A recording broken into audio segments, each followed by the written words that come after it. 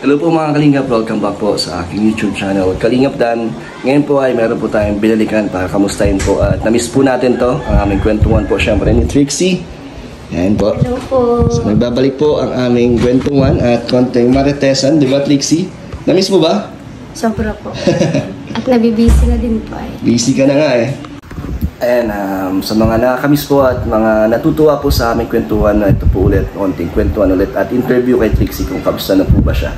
Siyempre may dala din akong allowance ulit sa Trixie. Ayan, meron akong dalang konting groceries. Ayan, kamusta? Okay lang naman po. Kinakaya pa rin po yung stress. Mga pagsubok. Opo. And 1 week kayong ngayon, walang pasok? Siya po. Pero balita ko kahit wala kayong pasok, may mga school activities pa rin kayong ginagawa. Opo. Hindi po nawawalan. Kala ko nga po pahinga na. Hindi pala, no? Hindi pa pala. May gawain pa din po pala sa bahay. Sa bahay? Hindi po, I mean... mga school works. Opo. And sa bahay niyo naman, kamusta? Ano mga, bago dito sa inyo? Ano po? Okay lang naman po kami dito sa bahay. But parang ang luwag ng bahay niyo, wala kayong masyadong mga lamesa dito. Nag-iipon pa po. Anong balak niyo bilhin na susunod ditong gamit sa bahay niyo? Ano po? Gusto po ni Mama magka-ref. Ref? Matinda daw po siya ice candy. Tsaka yelo? Opo. Wala pa kayong ref dito? Wala po. So magkano ang pinag-iipunan niyo? Hindi pa na po kami start mag-ipon. Hindi pa? Pero tingin niyo, magkano kailangan para sa ref? Hindi ko po alam. Wala ka idea? Wala rin ako idea eh. Nag-ano po kami nasa 19,000. 19,000? Mahal na po. Pero magandang klase na yan. Siguro po. Mabilis na magpatigas ng ice candy. Tsaka ng yelo. Hindi ko po alam. Hindi naman po kami nagkaka-ref. So yun yung next yung gustong bilhin. Opo. Okay. Sa ngayon, mangarap na lang po muna. Siyempre matutupad yan. Soon po. Lalo na ngayon, meron kang YouTube channel, di ba? Opo. Kamusta ang YouTube mo, Trixie, na ano mo naman, na maintain mo naman na magka-upload? Opo, kapag may maiko-content, talagang ginagrab ko po yung chance para ma-content po. May ma-upload. Ano ba ang mga content mo sa iyong YouTube? Ano po, yung una po yung sa pabahay, pangalawa po unboxing. Okay. Pangatlo po yung sa unang sahod na Rachel. Tapos, pang-apat, nalimutan ko na pang-apat. Ano ba ang naiisip mong maging content ng channel mo? Ano ba yung gusto mong mga ina-upload talaga doon? Sa ngayon po, siguro kami-kami na po muna. Kayo ng family mo? Opo. Ano mga vlogs niyo ng family niyo dito? Ano yung mga ginagawa niyo? Linis, ganun. Tapos yung pagbanding, kapag wala pong gawain. Yung kami-kami po kasi minsan na lang po kami magkasama. Pero nakita ko yung channel mo, maganda ang views. Mataas na rin ang subscribers mo, no? Medyo bumaba lang po yung views na yun. Kasi hindi ka active. Opo. Kaya monetize na rin ang YouTube mo. Opo, siya na po. Pero may kailangan lang pong asikasuhin pa. Para sumahod na. Opo. Excited ka naman na sumahod sa YouTube? Siyempre po. Wow. Anong naisip mong unang-una mong ipupundar sa iyong unang sahod kung sakali? Naisip ko po sana kung malaki-laki po yung masasahod. Siyempre po, yung sa tumulong po muna sa amin. Tumulong sa inyo? Opo. Paano tumulong sa inyo? Konting regalo po, gano'n. Sa family mo? Hindi. Kasi kila ko yara po sa inyo. Wow! Ay, bibigyan mo ako ng regalo? Sa unang sahod mo? Opo. Ang bait mo naman, Trixie. Kapag kinaya po yung konting salo-salo. Or kapag naman po, yung mga gift na lang po, gano'n. Grabe, sobrang ma-appreciate namin yan kung sakaling matuloy. Pero, syempre, unahin mo yung sarili mo, yung family mo. Pag may siguro, kung may extra ka lang talaga, dun mo lang gawin. Pero, unahin mo yung priorities mo. Kasi kami, nandito lang naman kami at masaya na kami na makikita kang nagiging successful yung YouTube mo. And syempre, sana matupad yung yung pangarap yung makabili ng ref. Siya po. Sana po. kapag nagkasahod po, just in case yun pong pangarap po nila, bibilhin ko. Katulad ni Rachel, di ba yung pangarap ni Papa niya, nabigay niya, sa pag-YouTube, ikaw naman, ibibigay mo din yung pangarap ni mama mo. Isa din po yun sa pangarap ni Papa. Yung... Ref din? Hindi po. Magkamotor din. Motor din. Ay, yung ginagamit niya ba ngayon pang pasada, hindi kanya? Ay, hindi po yun sa kanya talaga. Boundary lang. Boundary lang siya. So, anong gusto ni Papa mo? Magkaroon ng sariling tricycle o motor lang na pang Parehas sarili? po. Parehas. Pero kapag ano po, motor po, tapos yung dati yung motor gawin na lang po tricycle gano'n. Ayo, di ba may motor si Papa mo? Kaso mahirap. Matagal na po kasi yan eh. Mahirap na yatang magpaano ngayon, rehistro ng tricycle, di ba? So maganda niya kung bibili kayo ng tricycle, yung yung talagang nakaano na, Opo. rehistro na. May gano'n naman, di ba? Siya po. Kaso mas mahal.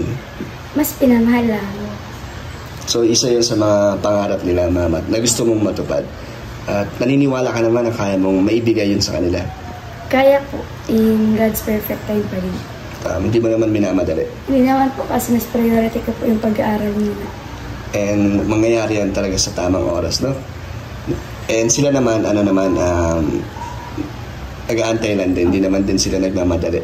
Kung ano lang po yung kaya ngayon, yun lang po. Hindi naman po kami naghangad ng malaki or kung anong maganda dito. Basta po yung good health lang po, tas pagiging stronger. And so, kontento na sila kung anong meron, kung anong dumadating sa inyong buhay. Masaya na kayo. Pero Galing. parang bonus na lang po bagay yung mga blessings pa na dumadating.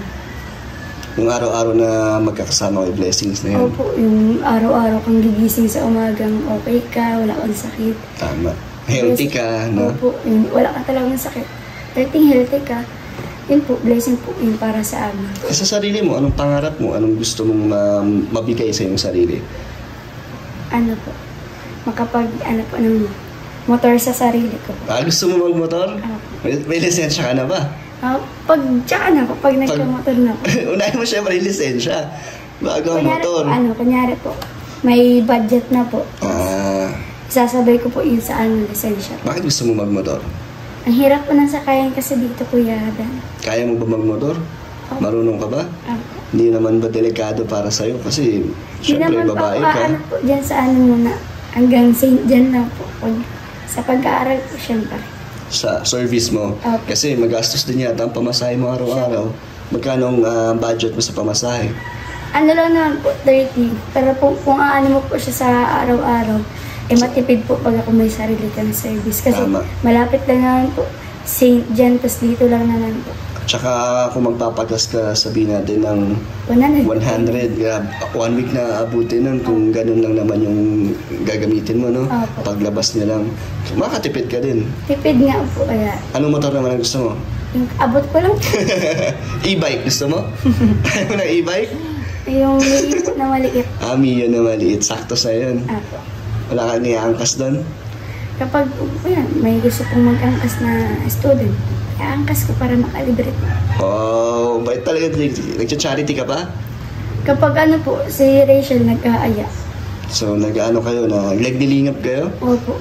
Marunong ka na mag-interview? Siya po. Tapos minsan pa ako po yung naghahawak po ng camera niya. Palitan lang kayo? Opo. Galing nga, so nag-charity works ka na. Ano yung mga na natulungan nyo na? Yun pong mga po sa kalasada po. Anong mga binibigay nyo? Grocery po. Wow. Tapos bigas po. Tuloy-tuloy talaga yung dati yung ginagawa, ano? Kahit na busy kayo sa school, may time pa rin kayo para dyan. Pero po kapag hindi po namin kaya, nung nakaraan nga, ma-scout po sana kami. Dalawa lang kayo ni Rachel? Opo. So, kaso po sobrang init, baka po talaga mag-collapse kami dahil sa init. Paano nag-scout? Naglalakad lang? Lakad lang. Grabe. Tapos may dala kayong grocery? Opo.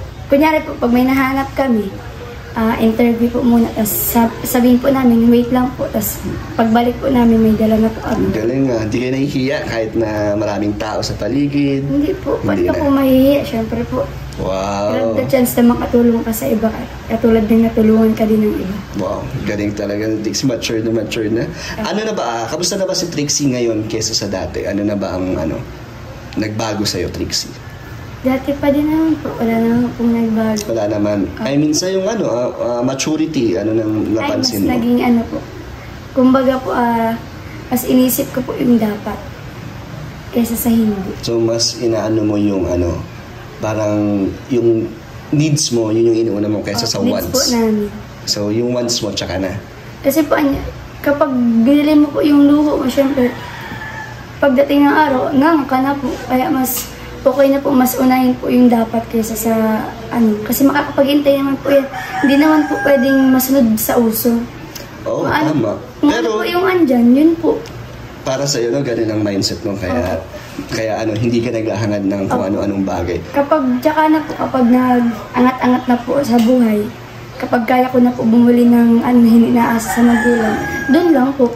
Kapag kaya ko na po pag sabay-sabay niyo yung mga, katulad pagtulong kila mama, pagtulong sa iba, kasi yung mga needs ko po, so parang po ako so parang yung mga luho mo is set aside ko. Tama.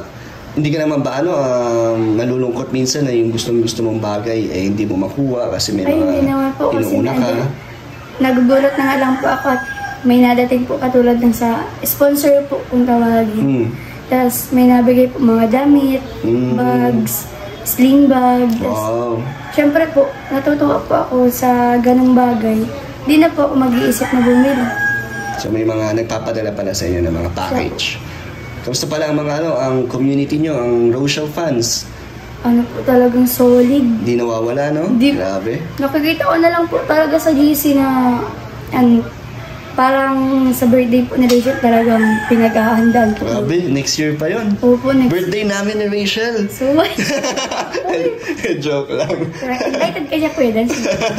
Nag-invite din po Pero nagpapasalamat ako sa fans or community ng Rochelle kasi kahit pa paano is na nabibigyan din nila ako ng blessings na naambunan din ako at yung pag welcome din nila sa akin, okay din. Sinusuportahan din nila ang aking channel. Kaya thank you din sa community ng Rochelle fans dahil mababait talaga sila, no?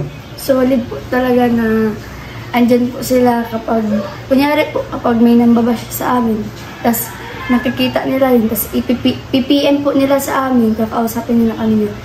Hayaan nyo, mas marami nagmamahal sa inyo, andito lang kami. Huwag nyo yung papansinin, ignore nyo yan. Delete kung kinakailangan. Talagang solid po ang Rochelle, kaya nagpapasalamat po ako sa community po ng Rochelle na hindi nagsasawang sumuporta, lalong-lalo na po kila Kuya Rowel, kay Rachel at sa amin. Solid po talaga kayo. Maraming salamat po sa inyo. And ngayon, Trixie, masaya ka naman ba sa iyong buhay? Opo, syempre. May nagpapasaya ba sa'yo?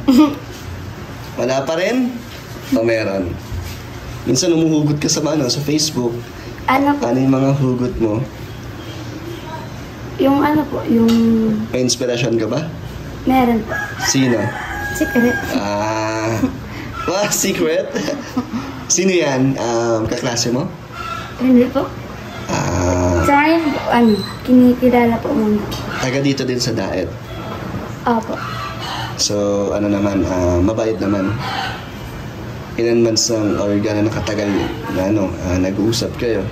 Nag-uusap po. Weeks? Gano'n na? Months na rin po. Weeks na? Months na? Opo. Kamusta naman so Pero far? Pero po, ang turing ko po sa kanya kaibigan. Kaibigan? Opo. Muna? Sabi naman po niya kasi, hindi naman po siya naghahangad na kung ano. Gusto niya lang daw po, i-treat daw po ako ng, parang maayos, ganun po. Kaya sabi ko, kaibigan lang muna. Kaibigan muna? Opo. Ilan years naman siya magsusuyo sa katulad din dati? 5 years? Pero naman, di naman masama, di ba, na magkaroon ng inspirasyon. Crush po. Tama. Basta alam mo yung priorities mo at yung limitations mo. Opo. Maganda po ang boses ng guitarist. Wow!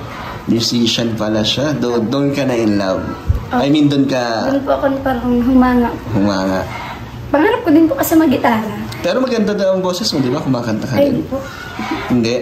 Sabi ni mama mo, baka naman nagpapaano ka lang na humble ka lang. Tagal na po akong hindi nakakanta kaya hindi ko po alam. Pero sa Rachel po, maganda pang boses niya. Narinig ko na kumanta si Rachel. And ano naman ba ang mga Rachel? Trixie, ang mga tipo mo ba sa isang lalaki? Dati po may parang standard po ba akong tawagin. Okay, ano ang standard mo dati? Kasi po nung first year high school po ako, nung grade 7, nagkaroon pa ako ng crush. Okay. Naghanga po ako kasi ang ganda ng mata niya. Singkit po. Gusto mo ng chinito? Opo. Yun po, parang nagustuhan ko po yung mga mata nila. Okay. Naastigan lang po ako, ganun po yung mata. Paano ulit mo? Ganun po. Nakakaingit lang po, ganun. Kasi ang ganda ng mata nila. Eh ngayon, nagbago ba ang standard mo? Siya po. Ano na? Simula lang po nung Nung nakilala mo yan? nung nawala po yung isa. Ah. Paano nag-start yung, ano yun? Nagkaroon ka ng bagong standard simula nung nawala yung dating naniligaw sa'yo? Nagkasakit po kasi ako noon, tapos dinala po ako sa medic. Okay. So Tapos, nung time po na yun, parang nagkatulog na po ako, sobrang sama po ng pakiramdam ko, tapos ang sakit po ng ulo ko, tapos sinisinat po ako. Siyempre po, parang mas kailangan ko po magpasok kasi ano po nun ay, pa-exam na rin po. Talagang, inano ko po talaga magpasok kaysa po sa nasa bahay lang po ako. Tapos, hindi po pala kaya ng katawan ko, tapos dinala po ako sa medic. Ano nangyari? Ang nagdala po sa akin doon yung kaklase ko pong medic. Tapos ang nagbantay po yung isa nilang sa medic niya Tapos narinig ko po may dalawa pong nagbantay, naggigitar tapos nagkakanta. Na maganda naman po sana kaso ang sakit po sa tenga kasi ang sakit po sa ulo ang sakit po ng ulo ko that time. Kasi hindi ko naman po alam na siya yun. Yung dating nanliligaw sa'yo? Hindi po. Ay, yung ngayong kausap mo? So nagbago yung standard mo na ano nang gusto mo? Magandang boses. Marunong kumanta. Ang galing po kasi niya magkanta. Wow. So, binantayan ka niya. Kailan lang yan? Matagal na? Matagal na po. Tapos sabi niya po kasi kilala niya na daw si Rachel. Tapos nakikita daw po akong palaging kasama. Wow. So, tapos tinitingnan niya daw po ako sa hallway. Tapos hindi naman daw po ako nalingon. Ba't di mo dinilingon? Di ba siya nakikita? Hindi po. At ito pong hallway na to. Tapos mga classroom na yun. Diretso lang po ako magdaan. Yung ganun po. Matagal ka na pala niyang napapansin. Ngayon lang kayo nagkakausap? Ilang months na? 2 po ata. 2 months bago pa lang. 3, ganun po. Pero nakikita kayo? Lagi po sa school. Sa school. Lumalabas na kayo, nagde-date. Ay, sila po yung napunta dito yung mga Nagpunta na siya dito? Nung ribbon cutting po, andyan po siya. Wow, talagang sinusuportahan ka niya. Napakilala mo na siya sa mama-papa mo? Alam po ni mama na may gusto po sa akin. Grabe naman si Trixie. Siyempre po, kailangan po malaman muna ng magulang. Ay, tama. Okay naman sa kanila? Kinikilala pa lang po, wala pa pong opinion. Wala pang ligawan, di ba naman naniligaw? Ay, ayoko pa po. And so, ang standard na bago ni Trixie. Sabi ko po kung ano. Basta ang kaya ko po ngayon, kaibigan lang talaga. Di mo naman siya pinapaasa, no? Di mo naman binibigyan. Pinapaalala ko po sa kanya na ganito, ganyan, na ayoko pa. Kasi, di pa po ako nag-18 din. Pero tama. wala pa po ako. Kailan ba mag-18? January 1 po. January 1, di ba? 17 ka ngayon. Opo. So, malapit na. Ayun. Konti na lang, legal na ang age ni Trixie. Legal age na po. Pwede kang ligawan. Ayoko pa po. Ayaw pa. Baka mamaya, ma-fall yun sa'yo. Paano pag na-fall sa'yo? Ano? Siya nang bahala doon. Dapat i-handle niya ba yan? Ang feelings niya. Kasi sinabi ko na po sa kanya na hanggang kaibigan lang po. Tama. So hanggat sinabi mo naman na nilinaw mo naman sa kanya, di ba? Kaya huwag siya mag-expect. Opo, sabi ko wag ka pong mag-expect na na yung mga binibigay mo or mga pinaparamdam mo is may ipaparamdam ko sa'yo. Wag kasi parang ikaw lang din yung masasaktan. Grabe. Ang sakit naman ng Trixie. Anong sabi niya dun? Okay lang naman na hindi daw siya naghahangad. Kung ano daw po yung kaya ko, doon lang din daw po siya. Galing. Gusto kaya daw ka naman pala po niya. niya makapag-intay. Gusto ka pala niya, Trixie. Ano ba nakita niya sa'yo? Anong nagustuhan niya daw sa'yo? Ano po, mabait daw po ako ganun. Tas, Ano? nagagandaan daw po siya. Wow! Ilan ang nagsasabi sa'yo maganda ka? Ang dami na. Pero hindi po ako naniniwala. Ba't di ka naniniwala? Di ka ba nagagandaan sa sarili mo? Minsan po. Minsan.